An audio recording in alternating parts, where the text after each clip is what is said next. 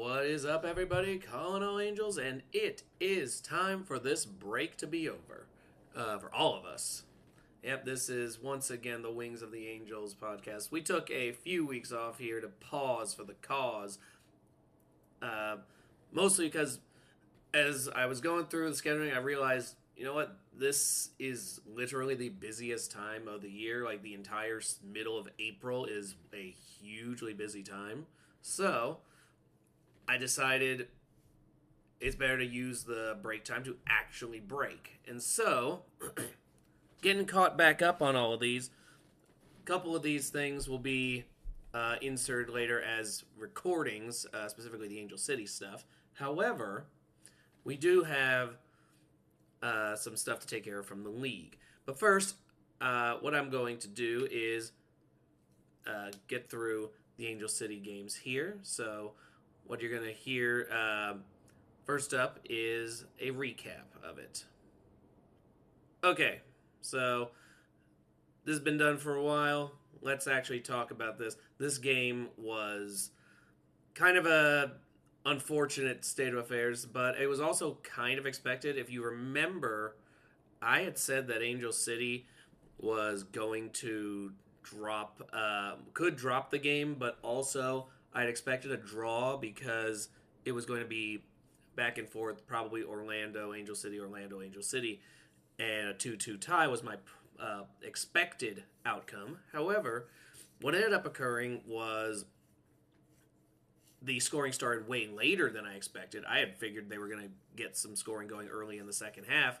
It was not until the 84th minute when Haley McCutcheon managed to get scoring started on Orlando's side. So, because of that, it became a much more dire circumstance where suddenly Angel City is just scrambling to tie the game, which they managed to do. Giselle Thompson getting her second goal of the year in the second minute of injury time to level the game. However, a lot of time had been added in this thing. It was a humid, warm day, so they had taken quite a few pauses for the causes.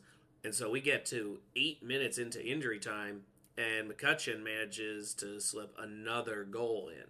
And so Orlando ends up coming away with the victors on this. Angel City takes the loss, their first one of the season, which is unfortunate, but it's also to be expected in a league where everyone else had already lost. The last of the undefeateds has fallen. But this ended up showing off a good bit here of what both teams are capable of here. Orlando managed to generate some offense that wasn't centered around just going through the same player over and over. And I think that's going to be a good expansion for them later in the season. Now that it feels like their offense is a little more unlocked, it feels like some dimensions are finally opening up. They are going to be an interesting. They're going to be an interesting team to watch as this one goes through. However, I think there was also still some good from Angel City here. With Angel City, they had traveled across the country. It was the big cross-country trip here from California all the way to Florida, the battle of the Disney parks, as it were.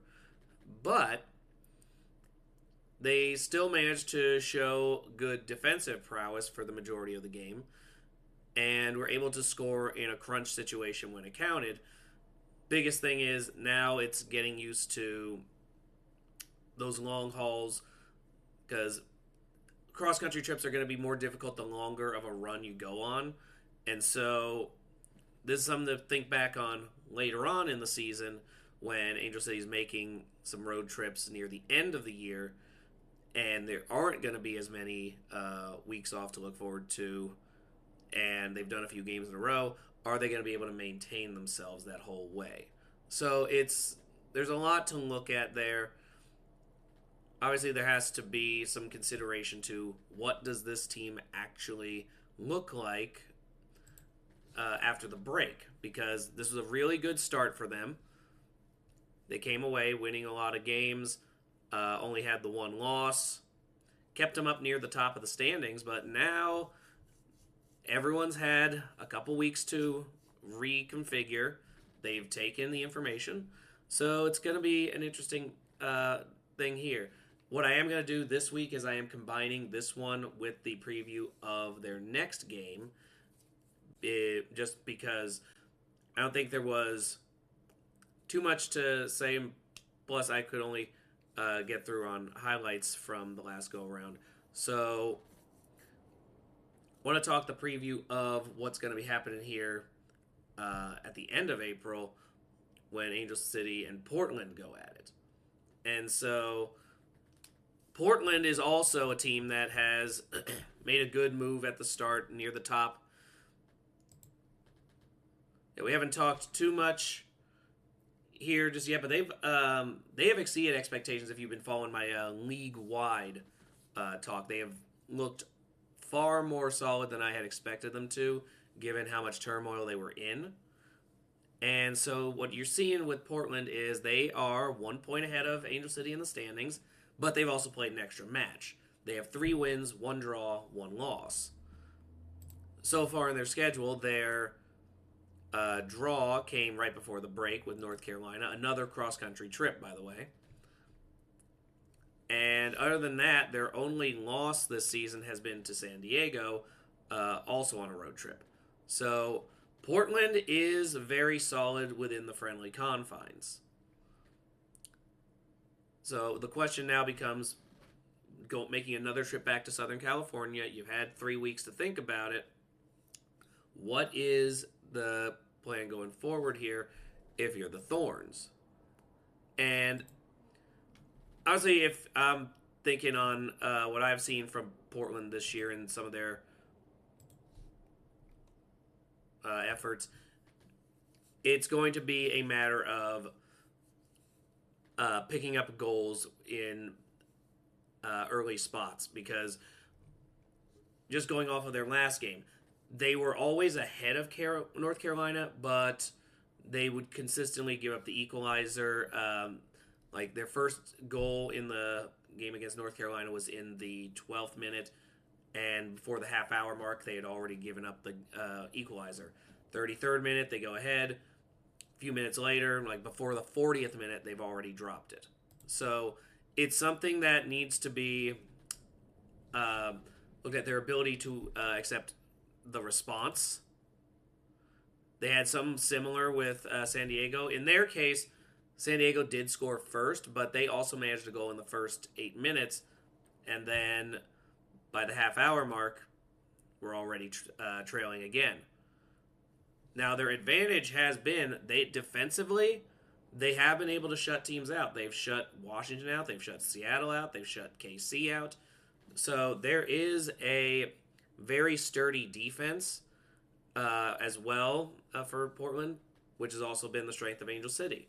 So looking at this matchup, I'm expecting 2 teams that have largely figured it out defensively to do a lot of back and forth, and it'll be just the opportunities in place. What we've seen with Angel City is they are very capable of leveling a score if they need it.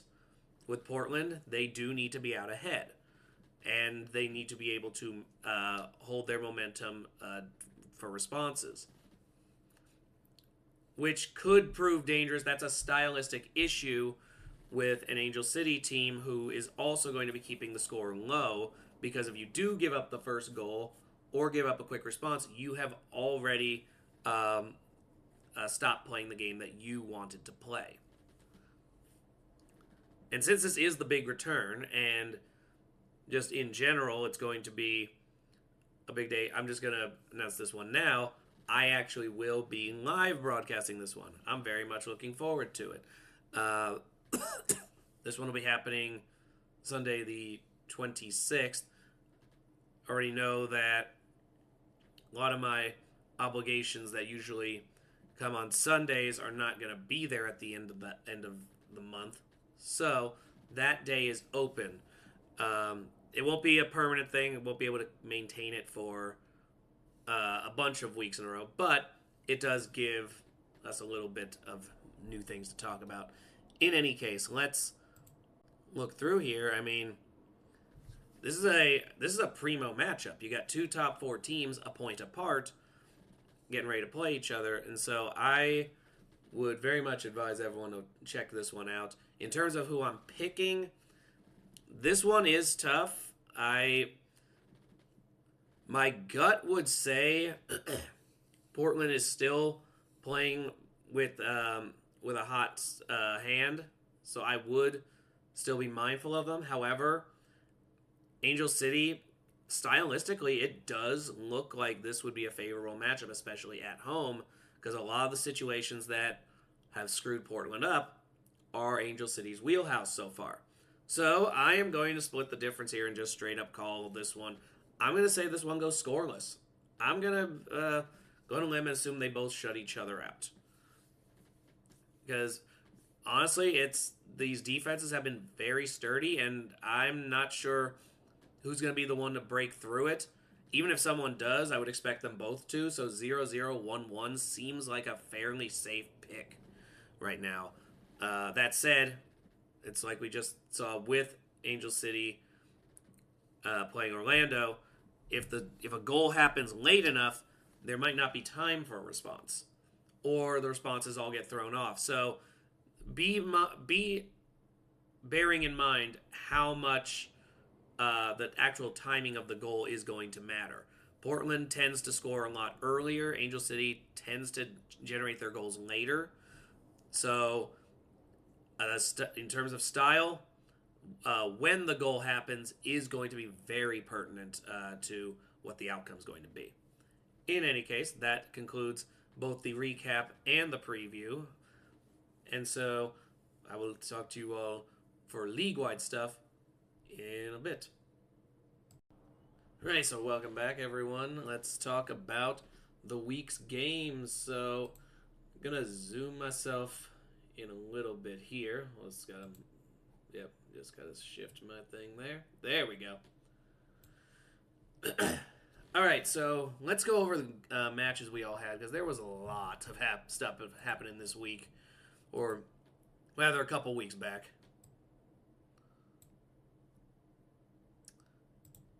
So let's start with match one in place here. That would be Boston Legacy, San Diego Wave, having themselves a grand old time to start. Sorry, I'm just getting my notes here pulled up. Trying to be a little bit quick there. So, this game went about as you'd expect. Boston has not been too bad defensively, but they lack a spark on offense. They are definitely at the bottom of the standings, I would say, in terms of what I've seen of quality. San Diego looks very good, but they have been kind of the beneficiary of just Boston not being a complete squad yet. Ludmila got the goal in the 63rd minute, and this thing was pretty firmly in control of San Diego the whole time. Not too much to say on this one. I know we're recapping some weeks old stuff, so I won't keep you too long on the older games here. But yeah, San Diego definitely has proven themselves well. They're at the top of the table for a reason. I know they didn't look spectacular losing to Houston opening week, but Houston looks like they've at least improved enough that that's no longer a bad loss. So, yeah, I would say San Diego is definitely deserving of their position at the moment. And we'll see what they can do now that they've come off the break. They've got an interesting run coming up, so we will talk about that. Orlando and Angel City, the part that I've gone over with that, it'll be a little more in-depth later on. That should come up. I'm putting it up later because I know Angel City plays on Sunday, so that video will go up at a later time. But needless to say, this one was a little bit later to the party than I was expecting in terms of scoring. No one scored for the first 83 minutes, and then finally Haley McCutcheon got the scoring start at 84 for Orlando. Angel City leveled it 2 minutes in injury time from Giselle Thompson, and then McCutcheon got another one 8 minutes into injury time to sneak off with the victory after what had been a very defensive heavy first 80 minutes of the match. So we're down to no undefeateds. That was the last one. But in terms of both squads, they showed a lot there. Angel City showed a great bit of promise as to what they can do even on a cross-country trip at the end of a long run. Something that they need to still build on, but something that is there at least to begin with. And Orlando finally showed a little bit of an expansion of their ability to attack. It was definitely more interesting this time around. If they felt a little less one-dimensional. So this early season, I think, has been good for Orlando. I would not be surprised to see them make some developments as this season continues. Houston and Louisville. Okay, this thing was bonkers. So there were a lot of PKs in this game, like a lot of PKs. Shockingly, no red cards though. But Cat Raider for Houston was the first penalty kick, but it was an equalizer because Louisville actually did get the scoring going. As I had said, Louisville, very offense heavy, struggles to defend, and it appears to still be their case. Taylor Flint with a penalty kick 23 minutes in. Cat Raider equalizes it. Later on, Kiki Van Zanten manages to get 2 goals. Sarah Weber also managed the goal for Louisville. So to put in order, in rapid succession, we went into halftime 1-1. Sarah Weber scores to make it 2-1 for Louisville 3 minutes into the second half. Then Van Zanten levels it 3 minutes later, and then another 15 minutes later, she puts them up 3-2. So it was a wild sequence there for a good bit. And then Flint gets another PK for Louisville in the 81st minute to tie the game again. So no one ever really got a gap on each other. It always felt like it was in play. Right down to the final penalty kick of the match. Literally 9 minutes into injury time, they were ready to blow the whistle. And Sarah Puntigam manages a major PK right at the end of the game to snatch a victory from the jaws of a draw. So Houston was definitely in for a wild ride in that game. It was an interesting Friday for them. But yeah, Louisville at the very least is a fun team to watch, even if they are very limited defensively. Limited defensively was not what I would describe what happened with Utah and Chicago, though. Utah and Chicago played pretty much an even defensive game, though I will say Utah clearly looked like the more stable unit. But yeah, Chicago competed well on their trip to Salt Lake. It was extremely impressive to see them keep up. What ended up finally breaking it was a penalty kick again. So Utah was able to generate a PK. Mina Tanaka takes it and gets the goal to send the Royals up 1-0, and that was enough. That was all that was needed. So on that front, very impressive effort from the Stars. I was actually more impressed by the Stars keeping up than I was Utah narrowly coming away with the victory. It's clear these are bottom, not real playoff threat teams, at least to me. So I've been trying to tier these teams off, and I feel pretty safe in saying that these two are joining Boston in the pile of bottom quarter of the league. So moving to that Saturday, Gotham did something that they've been struggling to do, and that was score.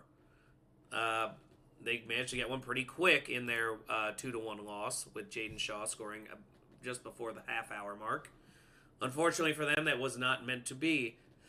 Dabinia scored about 7.5 minutes later to equalize it, and then Michelle Cooper, right at the hour mark of the game, pulls ahead 2-1 for Kansas City, and that was pretty much it. Gotham's lackluster offense has been a worrying trend for them. Like, as I'm watching this team, they are currently sitting in the bottom quarter at 5 points, and a lot of it is just failing to register offense most games. Other than the 1-0 victory over Boston, they've been settling for scoreless ties and been taking awkward losses like this. So I'm not going to say it's a permanent setup, but it does seem like Gotham, at least in this early part of the season, has not been up to form, and that should be very worrying. But let's move to North Carolina and Portland. Two teams near the top of the standings here, or, well, let me rephrase. North Carolina should be near the top. They ain't anywhere close to it. They're also pinned with Gotham, but they are at least ahead of them on goal differential. They're sitting in 12th at the moment. Meanwhile, you've got Portland pulling themselves into second place here. In terms of actual standings, they hold a head-to-head on Seattle and also have generated one additional goal compared to Seattle, which is why they're second. But, yeah, this draw was a very successful thing here. As if I'm Portland, if I'm a Portland fan, I'm doing cartwheels right now over how surprisingly good this team has started.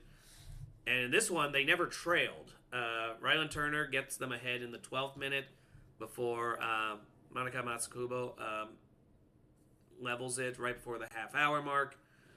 Olivia Moultrie responds quickly and scores in the 33rd to get Portland back ahead. But then 5 minutes later, Ashley Sanchez re-levels the game for North Carolina. So watching just around here, it's, again, I look at North Carolina as a team who should be up, and they are competing with the top teams, but they're not generating wins at the moment. So that being slightly off has cost them a lot of points that I would otherwise have expected them to get. So in terms of their ability to threaten for the Shield, it's going to be difficult now. They're already pretty far back. This next run is going to be crucial. They're going to have to get hot immediately. Otherwise, you're looking at potentially being almost to the halfway point of the season.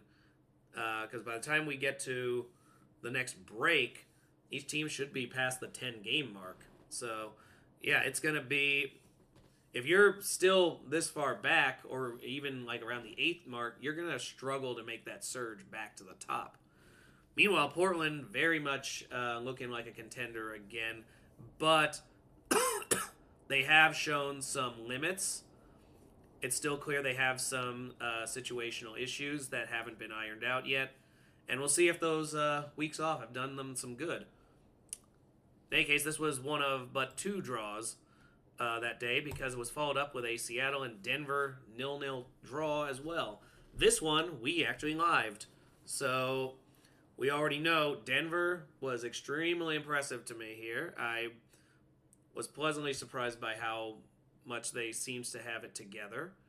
That said, Seattle was very much in control for stretches in the early part before really losing control of their own game here, and Denver found themselves on the attack for a good bit in the second half.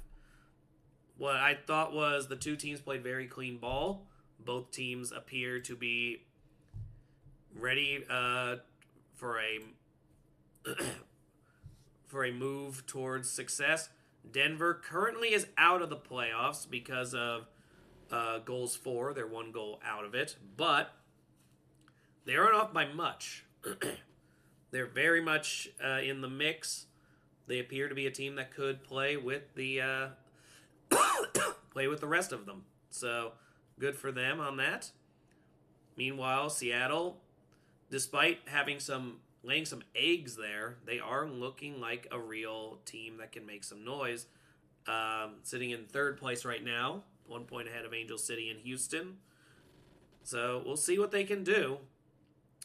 I still see some holes in their ability to be consistent, which has me more wary of them, but they are definitely a team to keep an eye on.